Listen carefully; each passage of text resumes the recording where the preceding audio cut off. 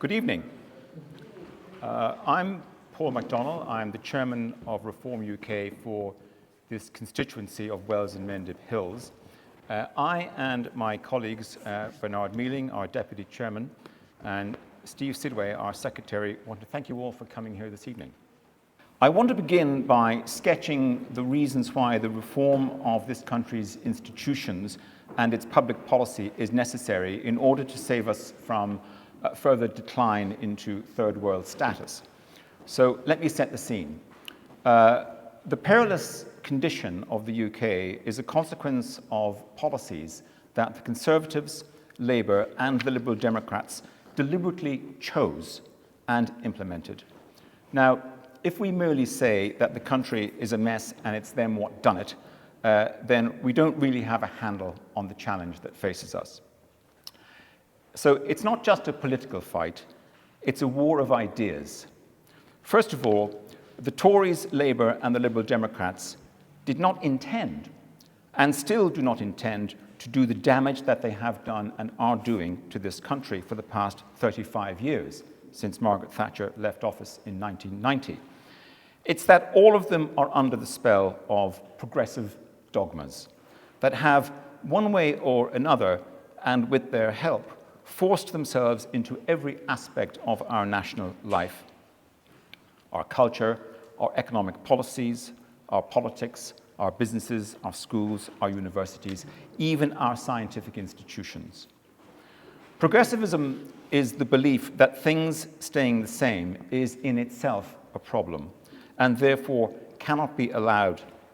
Progressivism believes that all of our problems come from clinging to old ideas, religion, tradition, free enterprise, smaller government, fiscal restraint, the two-parent family, love of our country, pride in our history. Progressives compare us with the picture in their own mind of a multi-ethnic, multi-faith, multi-sexual world of universal tolerance and universal human rights. A world of empathy. And it is the dissimilarity between that picture in their minds and us, between that picture and reality, that condemns us. The progressive has, therefore, an unforgiving Old Testament worldview that sees us as fallen. The progressive believes that things can only get better. And this wasn't just a Labour Party ditty, that really was the agenda. That they must always get better, and that it is the government's job to make them better. Progressivism doesn't recognize borders when they are British or European.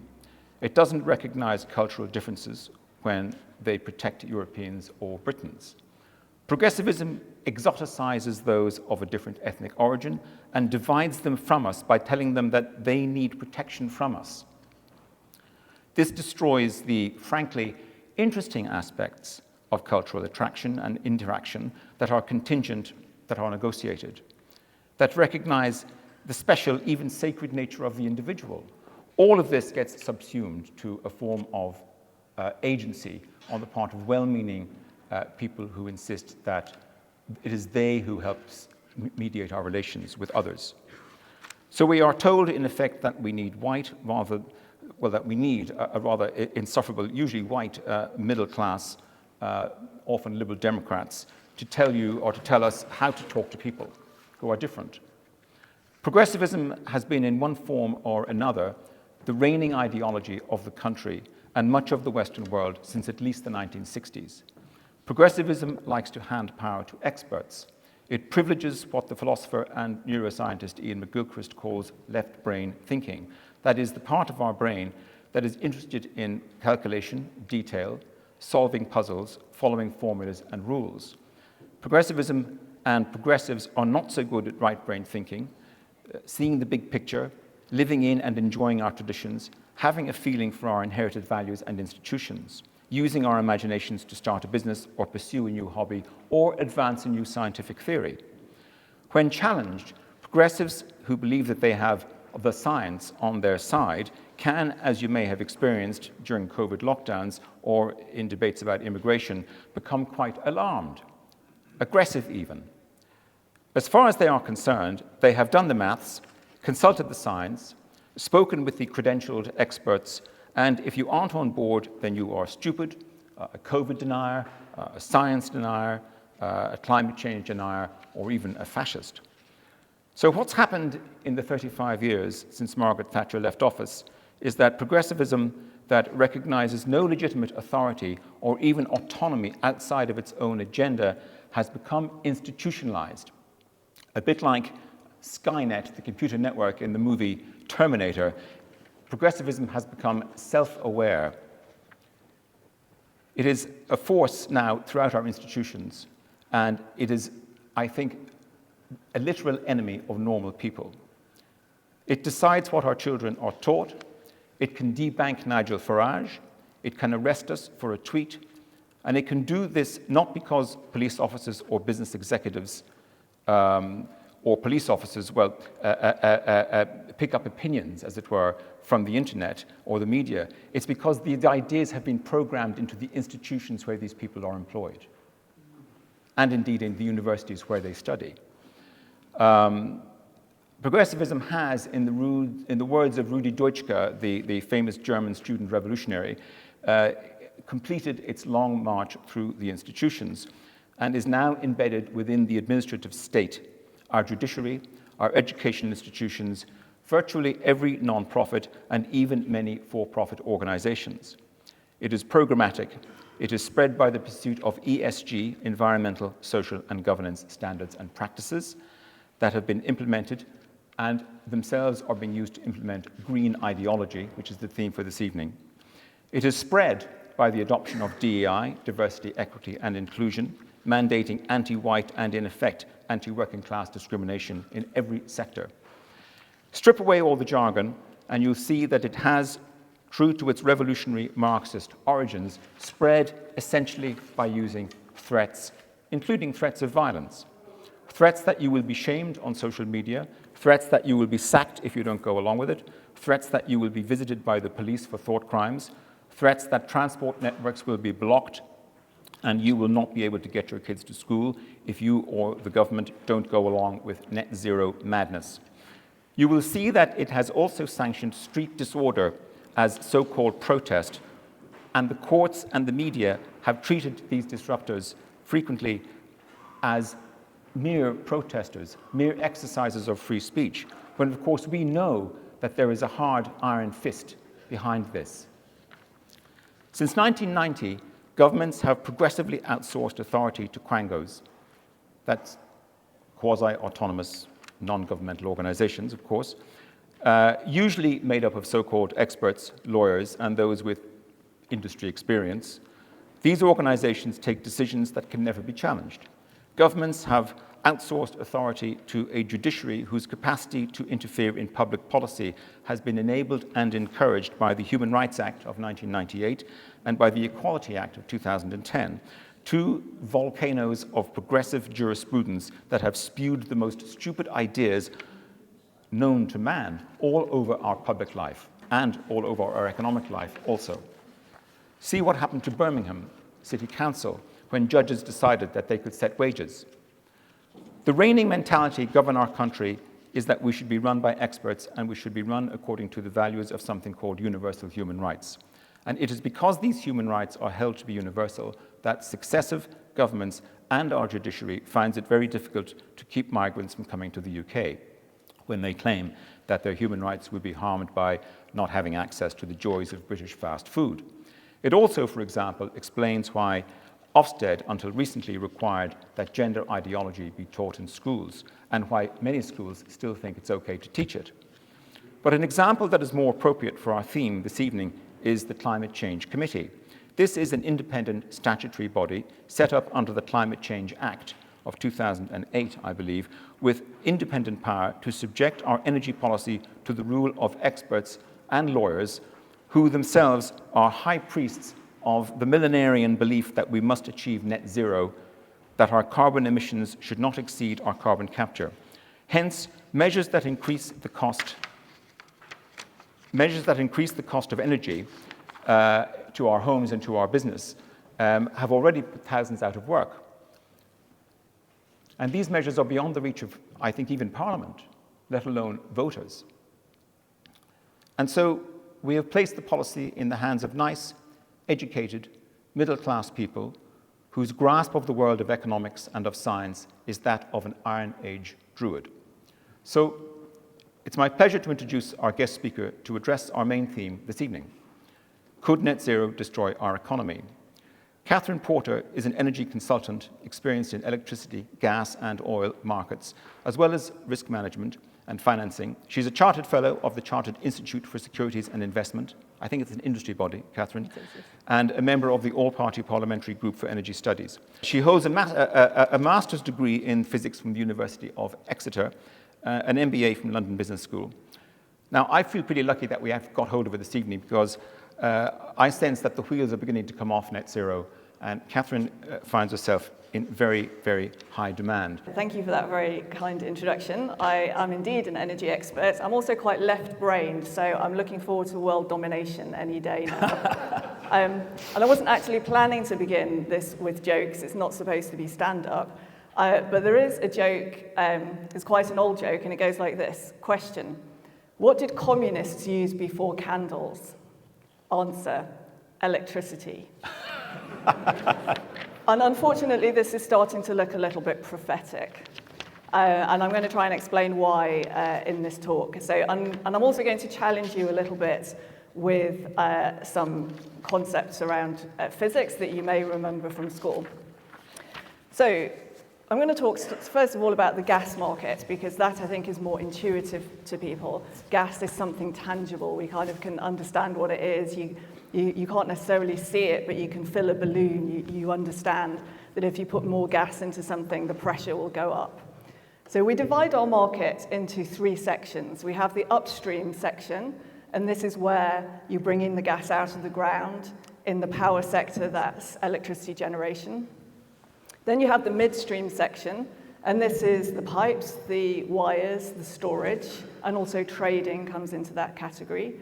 And then you have the downstream section, which is retail. It's where suppliers sell to homes and businesses. Now, we privatized our gas and electricity markets back in the 1980s. Some of you might remember the If You See Sid, Tell Him campaign for the privatization of British Gas, which remains the most successful public share subscription in British history.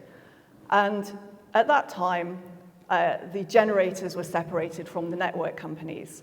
And then in 2000, you had the creation of suppliers. And the idea is that if you own a network, which is a monopoly, you're not allowed to sell to homes and businesses. So in fact, the people that sell gas and electricity to you, they're essentially accountants. They do some accounting to make sure that you pay for the gas and electricity that you use, and that's essentially all that they do. Now, if we think about how the market works, it's very linked to the physics of gas and electricity, far more than any other type of market. When you put your gas into your pipeline network, you have a high-pressure pipeline system, which is a little bit like motorways, there to get large volumes of gas to move around the country. And then you have lower pressure pipe systems that bring that gas into homes and businesses. Now, the gas grid operator, National Gas, they control the operation of that high-pressure pipeline. And because this is a physical commodity, you have to be careful. If you put too much gas into the pipes and you don't take it out, then eventually the pressure will build up, and you go beyond the material integrity of the pipes, and things will literally blow up, and that's not a good thing. People complain about that happening. And so every person, every business that transacts on the high-pressure system, whether they're taking gas in or taking gas off, they have to notify the system operator every day how much they're going to put in, how much they're going to take out. And that taking out, that can just be selling it to somebody else. So you might have a company like Harbour Energy, which is the biggest oil and gas producer in the North Sea, and they will notify National Gas that so much gas is going to turn up on the beach every day, and they will sell that to maybe a gas generator, and that transaction happens effectively delivered at the high-pressure network. And because you can actually vary the pressure inside the gas pipes, you have some flexibility. This is actually one of the coolest things about the gas market, is that storage capacity in the pipes is called line pack, and it's something that actually is optimized to make the gas system work as efficiently as possible. And because of this flexibility, the gas market's only balanced once a day. Now, unfortunately, you can't squash electricity. You can't squeeze more into the wires. Electricity is very difficult to store, and it's not compressible, and therefore we balance the electricity market every half an hour. Now, electricity has another property that's very different from gas, and this is where we're going to get into a little bit more of the science. So some of you might remember from school where you'd get a battery and you'd connect up a little light bulb, and then you'd see what happened if you connected another light bulb, and does it get brighter or less bright, and so on. And these batteries are using direct current. It doesn't change with time. And there's a very straightforward relationship between voltage, current, and resistance. Voltage is equal to current times by resistance. So if you increase the resistance, then for the same voltage, your current will drop. Now, back in the early days of electricity, you had two pioneers, Thomas Edison and Nikola Tesla. Thomas Edison actually built the first commercial power station in the UK at Holborn Viaduct in London, and he connected up a whole load of streetlights that previously were powered with gas, and that was pretty inconvenient because every day people had to go and light these lamps and then turn them off again in the morning. So his power station fired a few hundred lights in the Holborn area. And he was very keen on direct current because he was using electric motors, and in those days there just weren't any electric motors of any quality that worked on alternating current. Nikola Tesla, on the other hand, he was interested in transporting electricity over long distances. Now, the wires that you use to transmit electricity have resistance in them. So the longer the wire, the more resistance. And so the more distance you try to transmit your electricity, the bigger your losses, and the less energy you get out at the end. So he wanted to use higher voltage to offset this effect and transmit electricity over long distances. Now, in those days, they were both using effectively the same method of generating electricity.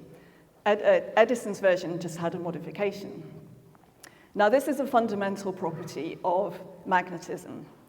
If you take a magnet, and let's say you have it in a horseshoe shape, so the north and south poles are facing each other, and then you take another magnet and put it between those poles, and you put a wire on it, and you then rotate that magnet in the middle, you induce a current inside the wire. And that current will vary, the current and the voltage will vary in line with the speed at which your magnet is turning. And you get a nice sine wave. And this is fundamentally linked to the turning of your magnet. Now, because we want to generate lots of electricity, we put these magnets onto really big turbines. And then we turn those turbines at 3,000 revolutions per minute. And that means you get your current and your voltage changes at 50 cycles per second. So 50 times by 60 seconds in a minute, that's your 3,000. And we call this property frequency. And it's a really important property within our electricity market because our electrical equipment is really sensitive to this. If your frequency goes up or goes down, then your equipment will break. Your power stations will break. Your transformers will break. Your computers will break. Everything will break if the voltage isn't at the right level. And so all the equipment connected to the grid has fail-safes in it, protection measures. If that frequency goes outside their operational tolerance, they turn themselves off to protect themselves from damage. Now, this frequency is also connected with supply and demand. And here we can go back to our gas grid analogy. If you put more gas into your pipes than you take out, your pressure goes up. If you put more electricity onto your power grid than you use, your frequency goes up. And it's going to try to turn your turbines faster. And similarly, if you have more people trying to use electricity than you're generating, it'll try and slow them down. Now then we come to renewables. Wind and solar don't generate alternating current. at least not in a way that the grid can use. So they take direct current, and then they convert it to alternating current using electronics. And these electronics are passive. They look at the wave of current and voltage, and they say, is that behaving in the way that we expect? Yes, okay, we'll connect, we'll inject our electricity. And if not, they just don't participate. They turn off, or they don't connect in the first place. Now, the more that we put renewables on the grid and take away our conventional generation, the fewer units we have creating our lovely wave of current and voltage to start with, and also we have less ability to resist changes to that frequency. And this was really what we saw in Iberia with their power cut the other week. Now, they experienced some sort of a fault, and we don't know yet what the original cause was, but grid faults happen, equipment breaks, lightning might strike the network, there might be a fire, and smoke interferes with the resistance qualities of air, and so you can get arcing between the lines. These things happen, and all power grid operators are used to dealing with them. But if your grid is primarily using wind and solar, it becomes really unstable. You have a variation in your frequency, they just turn themselves off. But your conventional generators, your gas turbines, your nuclear turbines, your hydroelectric turbines, they're big, heavy machines. They resist changes to their speed of motion. And this is a property called inertia. And it's extremely important within our power grids. Without this inertia, it's very hard to keep your voltage and your current changing in a nice, stable way. So when they had this grid fault in Iberia, generation got disconnected because the frequency in their local area went outside the operational tolerance. But then the next generation along, instead of their inertia putting a brake on that change, they just turned off as well because it was solar and it was wind. And their electronics just went, oh, we don't like this, we're just going to stop. And so very quickly, within minutes, the entire Iberian power grid collapsed. They had a full and complete blackout. Now, this fault also then propagated into France. But France has a very high inertia grid. Their electricity comes from nuclear and hydroelectric, big, heavy spinning mass. And so as soon as this fault propagated into France, inertia suddenly kicked in, and the extent of the blackouts was very limited geographically, and they were able to restore power within under an hour. In Iberia, it took them until the following morning, and unfortunately, 7 people lost their lives. And since I started my business 9 years ago, I've warned that blackouts would be fatal, particularly if they happened in winter. And I always had the sense that people felt I was being a bit dramatic. But now we see a blackout in very benign weather conditions, and 7 people unfortunately lost their lives. So this is no joke. By putting renewables on our power grids, we are putting a type of generation that is fundamentally incompatible with the way our grids are designed and operate. And we expect it to work normally. And not only that, because we've been prioritizing investing in connecting all of these renewables, and renewables have low energy density, so you need a lot more wires than you do for conventional generation. If I wanted to build a reasonably sized gas power station, that would be maybe 800 megawatts, and it will have one grid connection. An 800 megawatt wind farm is 60 turbines. But wind farms, they only have a capacity factor of 35%, which essentially means they only work about a third of the time. So on an equivalent annual energy basis, you'd need 3 times the turbines. So that's 180 times the wires that you need for your gas power station. Guess who pays for that? So the other problem, so we've spent all our money connecting all of these renewables and all these hundreds and hundreds of wires. We've neglected our legacy infrastructure. So we've got our power grid that we started building in 1926. Next year, 100-year anniversary of the Electricity Act. Conservative government nationalized the whole electricity industry, started building the high voltage power network. But a lot of our kit is getting old. The transformers that caught fire near Heathrow last month, they were from the 1960s. So we're expecting this old, creaky electricity grid to now work in a way it was never designed to work. Now, you might remember me saying that this frequency property is connected with the balance between supply and demand, and we have to keep that monitored in half-hourly chunks. Every gust of wind, every cloud affects the output of your wind and solar generators. So the job that National Grid, the NESO it's called now, National Energy System Operator, has to do to keep that frequency stable has just become a huge amount more difficult. A lot more difficult and a lot more expensive. Billions of pounds a year more expensive. Have a guess who's paying for that? Now, people think that renewables are free. Lots of people say that renewables are free. The wind and the sun are free. Well, yes, it's true. The wind and the sun are free. But the machines that convert the wind and the sun into electricity are not free. Now, they're actually pretty expensive. And we have to subsidize them. Now, the most recent subsidy, we call it AR6, means allocation round 6, happened last year. The subsidy price for offshore wind converted into today's money, because they always quote it in 2012 money, so it looks cheaper, but converted into today's money, £83 per megawatt hour. Now, this gas market price that everybody complains about, the average of that gas market price that's supposed to be very expensive in 2024, that was £73 a megawatt hour. £10 a megawatt hour cheaper than the most recent wind subsidies. Now, unfortunately, we've just been told by Ørsted, which is one of the biggest developers of wind farms in Britain, that £83 a megawatt hour is just not enough. They cancelled their biggest project in AR6.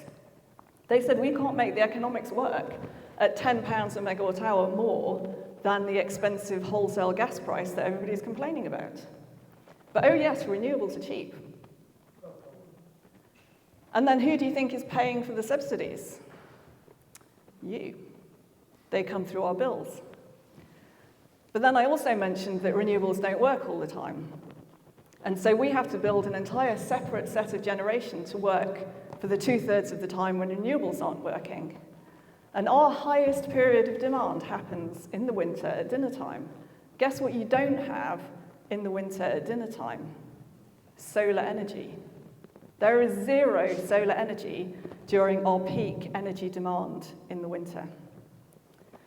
And so, of course, we now have to pay primarily gas power stations to be available to work when it's not windy and sunny. Have a guess who's paying for that? Also coming through our bills. We are paying billions of pounds a year in subsidies, environmental levies, and carbon taxes. The total amount is £17 billion a year, and that is increasing. And almost all of that is added onto our electricity bills. And so when people tell you that renewables are cheap, that renewables will lower your energy bills, this is not true. And if the renewables in question are intermittent and depend on the weather, it will never be true. This is a fiction, and it's a very dangerous fiction that people are being sold. The only way to decarbonize our electricity system in a way that will be reliable, that won't cause disruptions and problems like we saw in Iberia, is to build nuclear power. And nuclear power has high energy density, so you don't need very many wires. It produces alternating current, exactly the way the grid was designed for. It will run all the time, so you don't need any backup. It runs the way you expect it to. It doesn't vary, so you don't need to have high balancing costs. It is exactly plug and play with the way our grids were designed.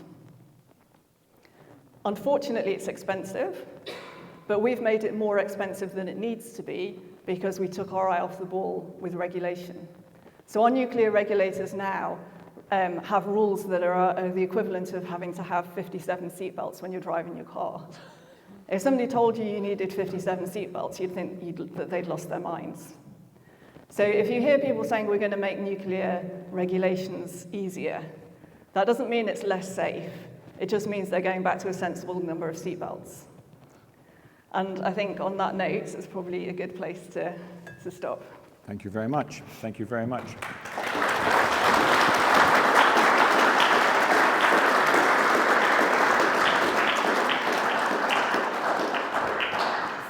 So I just want to we'll have a few questions. I'll have ask a few questions, and then we'll throw it open to everybody on the floor to ask any questions that they like. Can you tell me, so when Ed Miliband claims that it's all free or it's all going to be cheaper, I mean, where's he getting this from, and how is he getting away with it? So an investment bank called Lazard came up with a metric a few years ago called the levelized cost of energy. And by their own admission, this was a pretty selective measure. If you read the small print, you'd see that it didn't include a lot of the costs that you have associated with delivering reliable generation to people's homes. So I'm more interested in the full system cost. What does it cost to make sure that when I press my light switch, the light comes on, and that it always comes on regardless of when I press it or how many other people are pressing their light switches at the same time? But unfortunately, that's not what the Lazard measure looked at. It really was just very much focused on short-run marginal operating costs, which obviously for wind and sun are very low. But if you only ran your electricity system using wind and sun, you wouldn't be able to rely on being able to have the light on every time you press the switch. So it's an artificial measure that everybody jumped on because it supported the stories they wanted to tell. Have you thought about why these policies have become so widely accepted? I know we briefly just talked about COVID, lockdowns and so on before we began, but have you thought about, what's behind this sort of mass psychology of the striving for net zero? Okay, so I don't want to get too much into the climate debate itself. I'm actually not especially interested in climate science. I'm more interested in the policy outcomes of what people think that climate science tells them. If you ask people, do they care about the climate? Then of course they say yes. I mean, what sort of a psychopath doesn't care about the climate? If you start asking people how much they're willing to pay to do something about it, they'll give you a rather different answer. But effectively, you've had a lot of well-meaning people form the belief that something has to be done. Then the question is, what is that something? Now, policymakers tend to prefer plug-and-play solutions. This is why they're pushing heat pumps. This is why they push electric cars. They don't look at the supply chain for electric cars and the pollution that's caused, and wind farms are even worse. The pollution from the extra mining that you have to build wind farms is insane, and for something that only works a third of the time. It's not just an inefficient use of capital, it's a really inefficient use of natural resources. But that happens in some other country to other people, so they don't notice that. They just have this green utopia that I liken to a child's drawing of a house. If you ask a child to draw a house, then they're going to draw you a little detached house with a chimney stack and maybe a wisp of smoke, and there might be some flowers and some little clouds and little birds in a little V shape in the sky. And it's pretty, but it doesn't reflect how most people live. And people have just been seduced by this green utopia that doesn't exist. And our media aren't particularly science literate, of course, and can't really subject it to scrutiny. Yes, that's correct. And it's not just that they're not science literate, they kind of take pride in that. How often will you hear a journalist joking about, how they're terrible at numbers and they can't add up and they don't do maths? In a way that they don't joke about not being able to read or spell. It just seems acceptable to sit back and say, it's science, it's too complicated.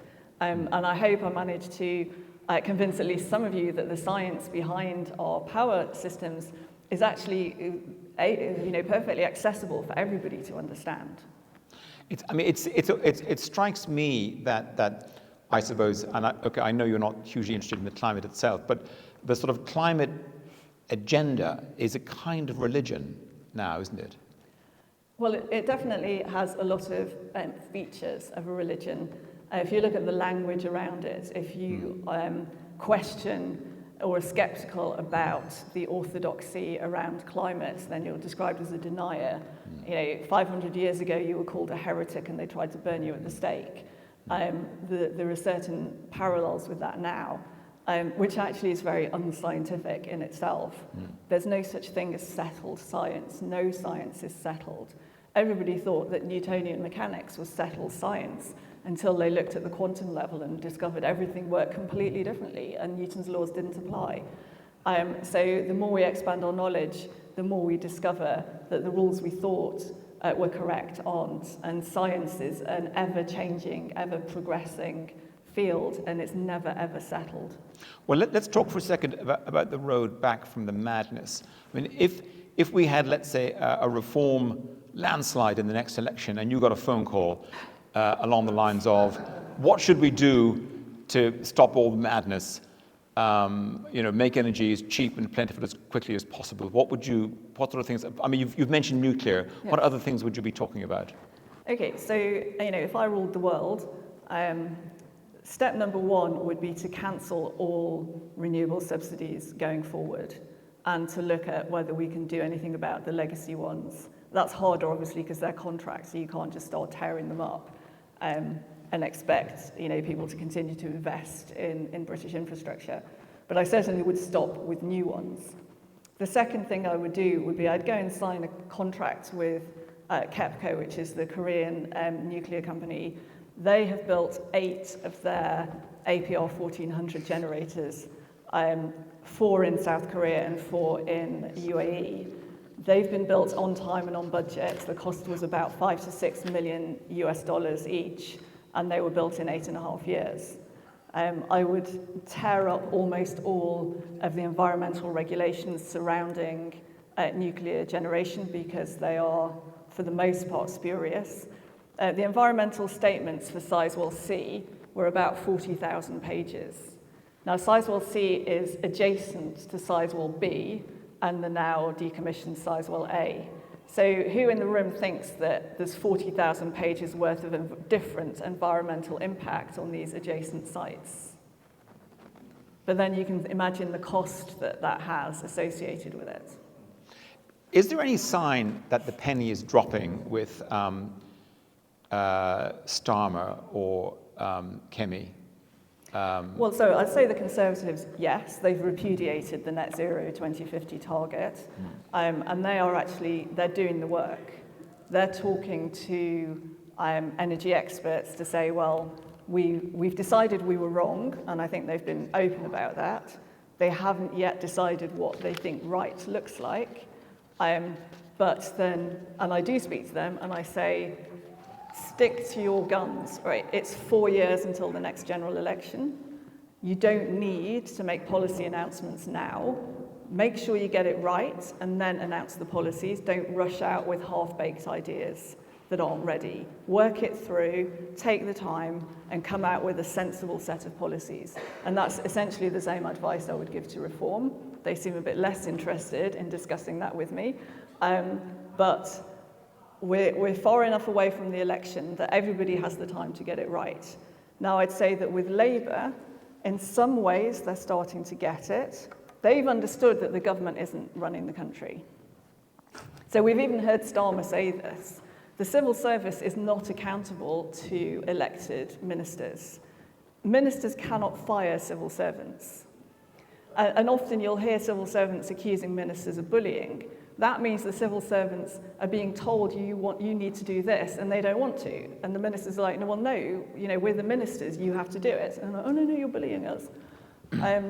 So they're wanting to cut Quango's. I think they're doing a pretty poor job of it, but they seem to have at least recognized that something has to be done about unaccountable Quango's and regulatory bodies that are slowing things down. They want to build infrastructure that they're not going to be able to do unless they get some of these organisations under control. Are you aware of the position in other countries? I mean, has Britain gone a bit more mad than other countries, or where are we in terms of what other countries have done? We're not more mad, but I'd say the US is leading the charge in getting back to reality. I think Chris Wright is a very good energy secretary. He points out that the trillions of dollars that have been spent globally on the energy transition have impacted the contribution from fossil fuels by something like only 3%. So this is not a transition in any real meaning of the word. It's a sort of minor blip. But the cost of that minor blip is eye-watering. So the US is very much trying to get back to reality. They've recognized that the route to economic growth is cheap energy. That is not a controversial statement by any means. They just disagree with the hypothesis that renewables represent cheap energy. Now, other countries are starting to correct, particularly around nuclear. We're seeing primarily the drive for AI data centers, creating huge new additional demand, is pushing a new interest in nuclear. Even Germany's reconsidering its nuclear ban. Denmark has just reversed its ban. Spain, there is some strong pressure for them to change course, particularly because of their blackout recently. So I think the biggest change of direction that we're not really committed to here in Britain is a nuclear renaissance. Right. I thought we might, if there are questions, I'm assuming there are going to be questions either about this particular topic or something else somebody wants to raise from you. Does anybody have any questions? Yes. Our deliberately high energy costs are having the result of reducing our energy demand. But how are they doing that? They're not doing it really because of efficiency. They're doing it because people are moving their manufacturing to China and India and other places in Southeast Asia where they have dirtier and cheaper energy. Now, that obviously increases emissions, but then you've got to ship the stuff back.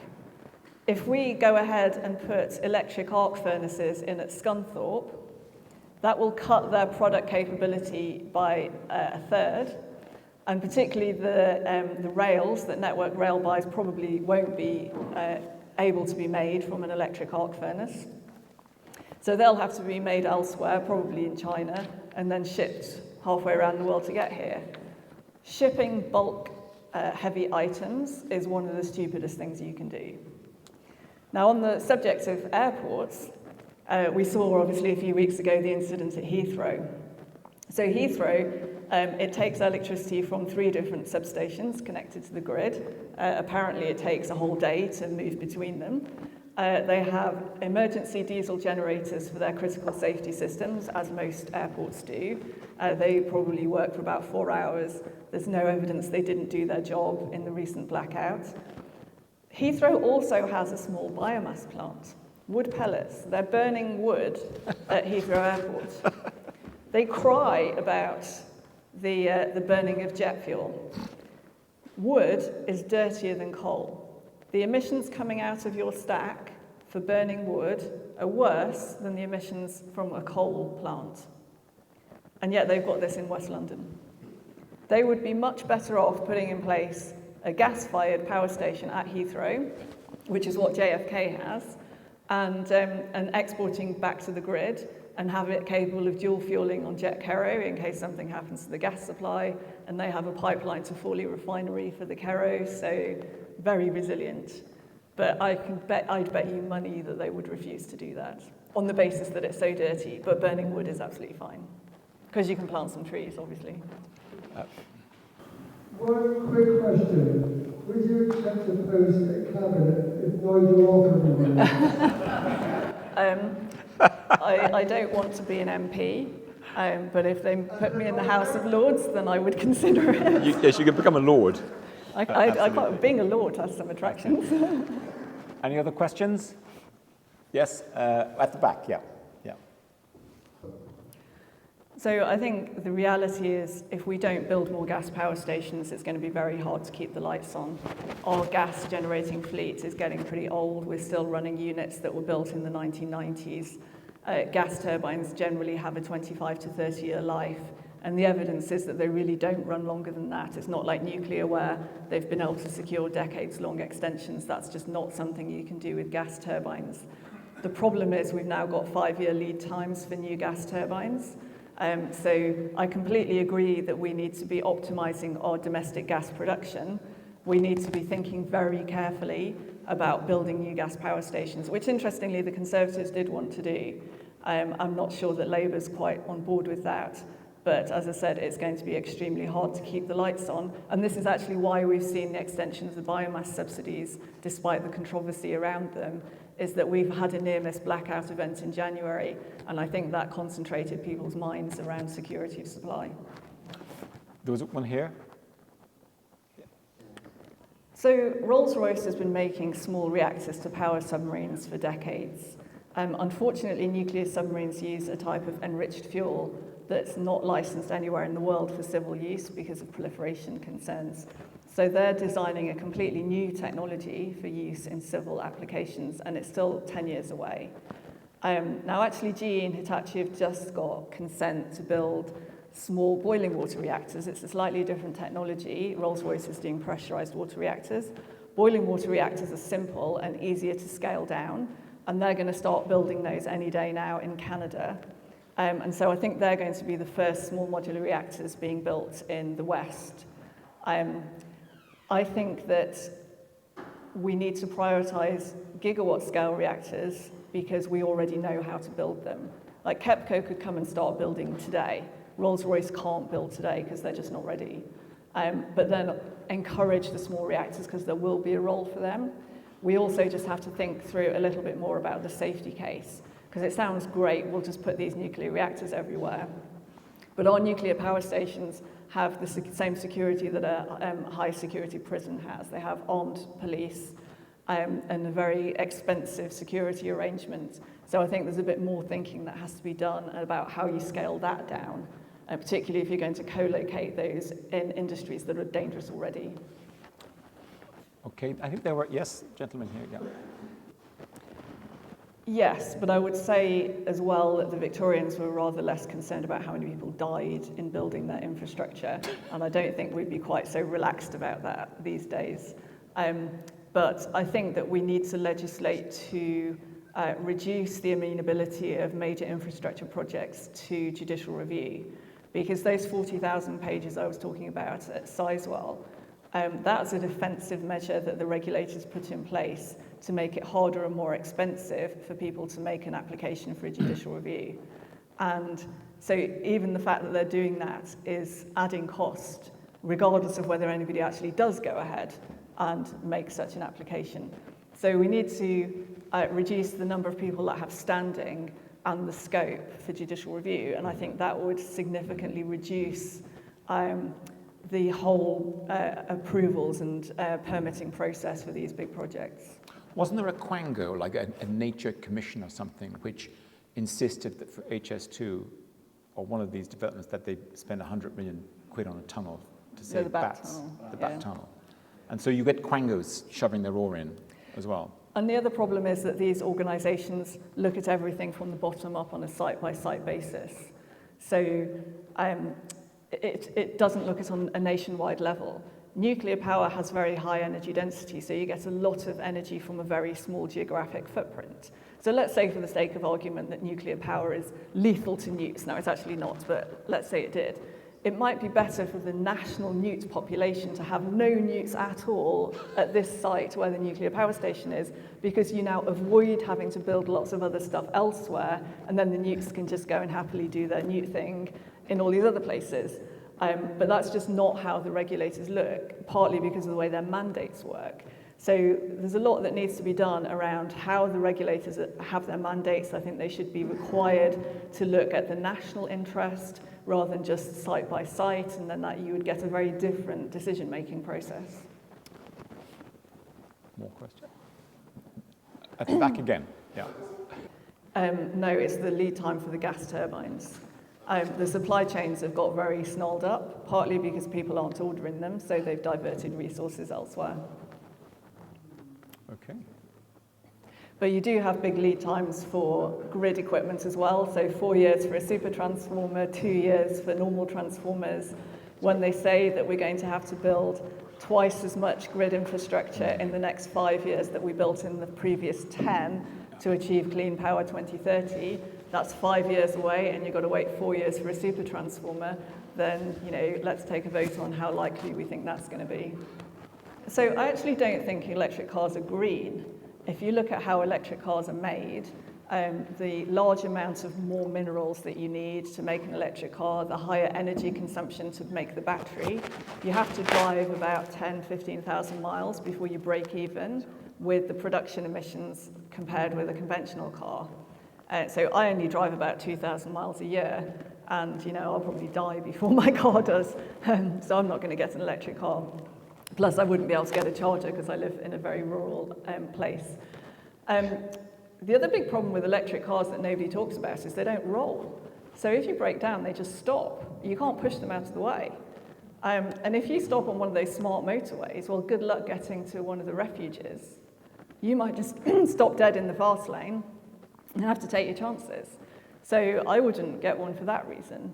And then the other aspect is that because of the extra resources and energy needed to make them, the sustainability question can be framed differently. Excuse me. If you're going to do short journeys, then that's probably the sweet spot for electric cars. But then there are other alternatives like cycling or walking. If you're going to do long journeys, well, why not take public transport? Why not take the train? So where really does the electric car fit in from an environmental perspective? I think there's a very, very small window, and it's just hard to justify if you look at it from its whole life cycle perspective. And yes, it does cause fires, but actually the bigger fire risk comes from electric bikes and scooters rather than electric cars. People who have them usually have two cars, don't they? They've got a petrol car, another car. Gentleman down there, yeah. Okay, so I was actually warning that we were going to come into this risk in around 2027, 28. Now, that risk has been slightly mitigated because the biomass subsidies have been extended, so Drax and Lynmouth won't close in 2027 as they would otherwise have done. And also, we've been extending the lives of the old advanced gas-cooled power stations. So that probably pushes out the risk a little bit further, and it really depends on the rate at which our gas power stations retire, because as I said earlier, some of those are getting old. Now, there are two things that can cause a blackout. One is really what happened on the 8th of January this year, which is straightforwardly running out of generation, and we very nearly ran out of generation that evening. If we'd lost one even medium-sized power station or interconnector, NESO would have had to enact demand control if it was going to prevent a blackout. And because they've not done that in decades, you'd be taking a real risk of could they take the right steps in the right order at the speed necessary to prevent a cascading blackout? And I really question whether they could. Then the other big risk is what happened in Iberia the other week. If you run a low inertia grid, and we are increasingly running a low inertia grid, the day before the Iberian blackout, we had unexplained voltage oscillations in our power grid, which actually caused a power station and an interconnector to disconnect, to trip off. We might not be able to manage frequency within its bounds. So even if we have enough generation, if it's not the right type of generation, we run blackout risks there as well. I have a backup diesel generator at home. But then my house is the very last house on the electricity network where I live, and there's a little cable that runs over some fields to get to my house. So it is a somewhat vulnerable situation. And I'm not on the water or sewage at all. And our septic tank is higher than our drains. So if our power goes out, then our waste backs up pretty quickly. So yeah, our generator is sort of quite important to us. So you would recommend as a backup we get a generator? Yeah, absolutely. And the more rurally you live, the more likely you are to already have stuff anyway. So everybody where I live has got really powerful torches. Most people have wood-burning stoves, and obviously you can cook on those. I have a gas-fired auger, which is completely independent of electricity, so that provides my hot water as well as cooking capabilities. So if you have a power cut, your boiler won't work because the boiler requires electricity and your water pumps require electricity. You'd still be able to cook potentially, but your boiler won't work. Whereas if you've got a gas-fired auger like I do, you get hot water. It doesn't provide you with heating, but wood-burning stoves are pretty good for that. It's just thinking about how you can be resilient. And something that I recommend particularly to people with elderly relatives is to have torches and things around the house. Imagine having a blackout at night time and you're by the stairs, for example, and you've got to go up or down the stairs to find a torch. One of the sources, I think, of potential fatalities in the case of a winter blackout would be elderly people falling over in the home. So just keep torches around. Don't rely on candles. One of the fatalities in Iberia was a house fire from the use of candles. Just to be having that resilience and think about what would you do if there was a blackout. You can't save the grid with any of these things, but you can maybe save yourselves. Yeah, so I'm now unapologetically referring to our Secretary of State as Mad Miliband, because to spend public money on solar panels and then spend public money on dimming the sun at the same time is... Joined up thinking. Well, exactly.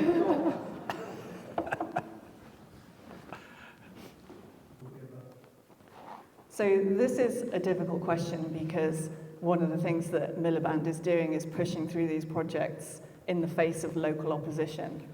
And they're trying to, we were just talking a minute ago about making it harder for people to block infrastructure projects. And the first place that's going to be used is to put more solar panels in inappropriate places. The World Bank says that the UK is the second worst place in the world for solar energy after Ireland. And so spending all this money is really unjustified. I think the one get out of jail free card is that now they've agreed to basically legislate to prevent GB Energy from having forced and slave labour in its supply chain.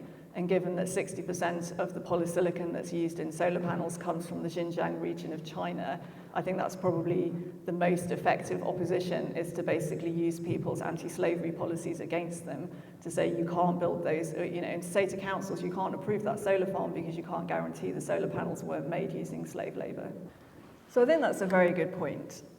We've had various schemes over the years primarily for insulation, but the low-hanging fruit in that area has largely been picked. Now, what we don't have is knowledge.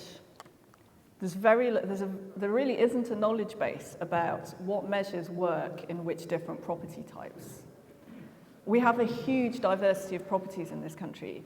So what might reduce energy losses very well in a 1950s bungalow might be the exact wrong thing to do in a Victorian terrace or a Georgian detached house, or a modern, a 1990s semi-detached. And some of the measures that people suggest can make stuff worse. If you have a certain type of building and you fill in your cavity walls, well, cavity walls were there for a reason. They were there to prevent condensation. So if you fill in your cavity wall, you create a moisture bridge that can lead to damp. And damp homes feel cold. So it doesn't really matter whether you're running your heating because you actually are cold, or whether you just feel cold because it's damp. Or now you turned your heating down, but you had to get lots of ventilation and dehumidifiers. That's not reducing your energy consumption. So what we really need is research into which measures actually work in different property types, and then incentivize those. And there are certain ways that can be started with very minimal participation from householders. So, for example, local authorities could go around and do thermal imaging surveys of the properties in their area. And that can be done from the street. You don't need to go into the home to do that.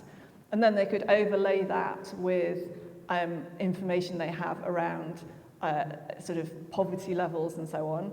And that will help them target their assistance at the homes that need it the most, the homes that are the most leaky, that are inhabited by people on the lowest incomes. If you don't measure things, then you're never going to remedy them.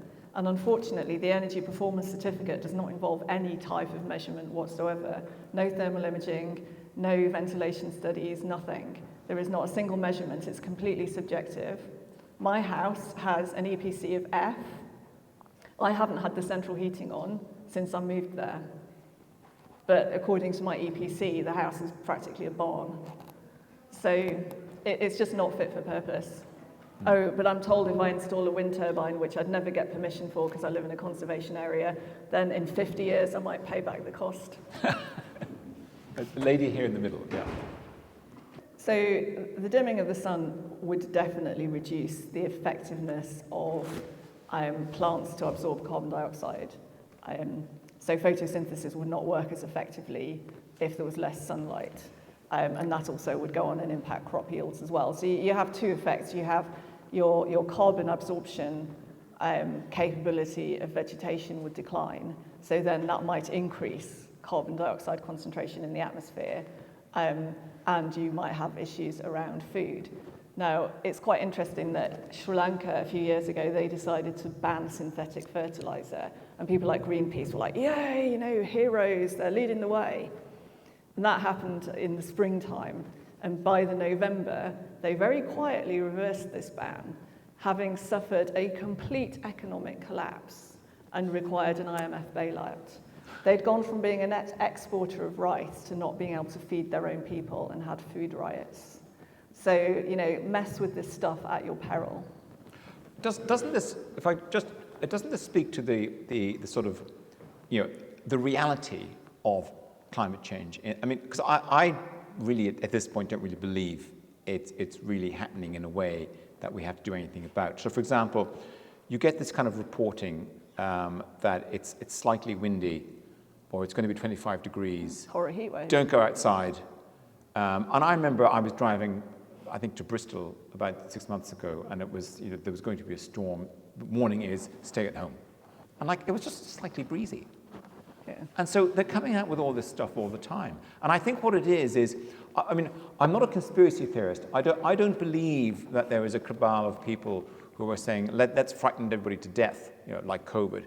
I think what it is that there are institutions in the country, in different sectors like healthcare and climate, and they're imbued with a sort of safetyist culture.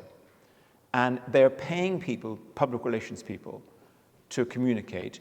And these people are paid to communicate, and what they communicate is the warnings that that they were set up, the thing they were set up to warn about or to worry about. They communicate warnings about this because that's their job. Otherwise, they'd be out of a job. Well, and also there's been times when the environmental agency, for example, got criticised for not issuing the right types of flood warnings. And so now I think people are just going too far the other way. Although there is some element of, I won't say conspiracy, but the Met Office publishes data from weather stations that don't exist. Yes. Some of the weather stations so there's one in St James's Park, surrounded on 3 sides with concrete walls, in quite a small enclosure. And on the other side, you have a porter cabin with a generator. Now, that's not going to be giving you genuine environmental readings. A lot of other weather stations are at airports, which are huge heat sinks. So then you get these data and this reporting, it's going to be, the hottest May since, records began. And it's like, well, yeah, but that's because the way you're keeping your records is really not neutral. And also you're making stuff up, because those 103 weather stations that don't exist and you're publishing data for, that's made up. That's not real data. So you start getting this reporting, we measured 30.2 degrees in Heathrow or whatever, and it's like, well, that's an artificially high number. It doesn't reflect the actual temperature that people were experiencing. And yeah, it was whatever it was yesterday, and I just thought I'd go and sit in the garden because I'm a bit pasty and could do with a bit of sun. Never mind this hiding from the horror heat Vitamin wave. D. Anybody else? No, and they give you a subsidy for the heat pump itself, but not for the insulation or for the new radiators because it's low-grade heat, so you need a bigger radiator. And they work less well in cold weather because you have to divert some of the energy to make the outdoor bit warmer so it works properly. And obviously then that energy is not being used for actual heating indoors where it's needed. But then people say, but they work really well in Scandinavia. Well, what they don't tell you is that a lot of people in Scandinavia have more than one heat pump, but also far more people in Scandinavia have a wood-burning stove. More than 90% of Norwegians have a wood-burning stove and use it, and only about a quarter of homes have a heat pump. In Sweden, when they tried to restrict the use of wood, they had actual riots. And they had to stop that idea. So when people say, heat pumps work pretty well in cold weather, well, yeah. Well, no, they don't. And they don't work adequately enough. And the fact that people in Scandinavia use them is only part of the story because they're all using supplemental heating, either more heat pumps or wood-burning stoves. And that's the bit that you won't hear the government tell you. Why is gas so expensive? I mean, is it Ukraine and Russia and all that? So actually it started off with COVID, and gas prices began to rise in September 2021, which was obviously 5 months before the invasion of Ukraine. Right. During COVID, we saw a huge reduction in economic activity, and so a lot of gas production was shut in. And once you shut in certain production, it's quite difficult and time-consuming to get it running again. It's not just turning a tap on and off. And so it then took time. Demand recovered faster than the supply could be brought back on stream. So that started pushing prices up in late 2021. And then obviously in February, you had Russia invading Ukraine. Now, the timing of this probably wasn't coincidental. They were probably looking at this energy market stress and thinking this would be quite a good time to take an action of that nature. But then, of course, Europe wanted to stop buying gas from Russia and needed to replace all of that gas. But we've actually seen gas fall significantly since then. And the reason is that there's new production coming on stream. There are new gas fields opening all around the world. In another year or so, we could be back at pre-crisis levels.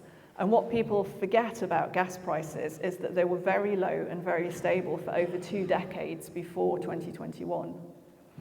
I've got a report being published on Monday about the true affordability of net zero. Plug. It's a free report, so I don't really need to plug it. But I calculated that since 2006, we've spent almost £220 billion in today's money pursuing decarbonisation that hasn't given us any economic benefits. If we just stuck with gas and not tried to do everything else, we would have been £220 billion better off. No, I mean, and this is an excellent point. We've seen significant deindustrialization in the last couple of decades, and high energy costs are making that continue. The current government is making that significantly worse by burdening businesses with higher taxes and also higher employment costs. So it's a sort of trifecta of bad news that's very difficult for business and industry to withstand. Now, whether the US is the right location or other places, obviously the whole tariff situation plays into that. And I'm not an expert on those things, but we've made our energy too expensive, and it's just fundamentally uncompetitive. And as we were saying earlier, offshoring our manufacturing to places where electricity is cheaper but dirtier does nothing for the planet. It increases emissions. So all the virtue signalling we're getting, and Ed Miliband saying we have a climate emergency, it's necessary to act, his actions are making emissions worse. So if you believe the argument that carbon dioxide emissions are creating a climate emergency, you need to be voting against Ed Miliband, because what he's doing is increasing global emissions. So when energy became more expensive, credit became a huge issue. And actually the reason so many of our suppliers went bankrupt, half of the energy suppliers operating in Britain failed in the end of 2021, was a combination of the price cap and poor credit. And since then, Ofgem had to start allowing suppliers to make a little bit more money, because otherwise they were just too financially shaky to keep going. And when suppliers fail, that costs consumers money, because they tend to fail and take a lot of consumers' money with them. The point about carbon trading. So carbon, it's talked about as a commodity, but it's not. It actually behaves more like cash, because the governments control the supply of carbon allowances, which is the thing that gets traded. And so a little bit like the way that central banks can print money, governments can just issue more allowances, and that really impacts the way that these markets trade. When Brexit happened, we separated the UK carbon trading scheme from the European carbon trading scheme, and because of deindustrialization, we had a surplus of allowances, which kept our carbon prices lower than Europe up until January, when Keir Starmer decided he wanted to harmonize carbon prices with Europe. So our carbon prices went from 35 to 45 pounds a tonne pretty much overnight. Now they went up to 53, they've come back just below 50 in the last couple of days. And European carbon prices, they're sort of in the mid-50s now in pound terms, because they've declined a little bit. But just that simple action of saying you wanted to harmonise carbon prices was going to add about £200 million onto electricity bills. That's industrial as well as domestic, but £200 million just from harmonising the carbon price. Well, that's all we have time for. Kathryn Porter, What Logic is your firm. Thank you for coming. We're really, really grateful that you've come and explored this issue, I think, in much greater depth than most of us normally think about it. And we here at the Wells and Mendip Hills branch of Reform were quite keen to rise to the challenge of people saying, you don't think about policy. Well, we do. So that's all we have time for. My colleagues, Bernard and Steve, would like to thank you all for taking the time to come this evening. We'd also like to thank the Council and the Town Hall staff who've helped us to put this event on, particularly Andy Allen and Glenn Jordan of the staff here. So once again, on behalf of my colleagues, I'd like to thank you all for coming, and we hope you found it worthwhile. Thank you very much.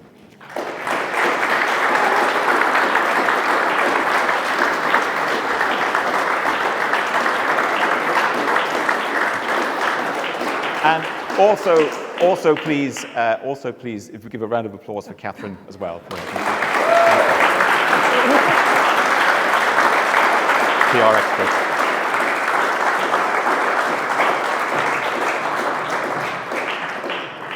Okay.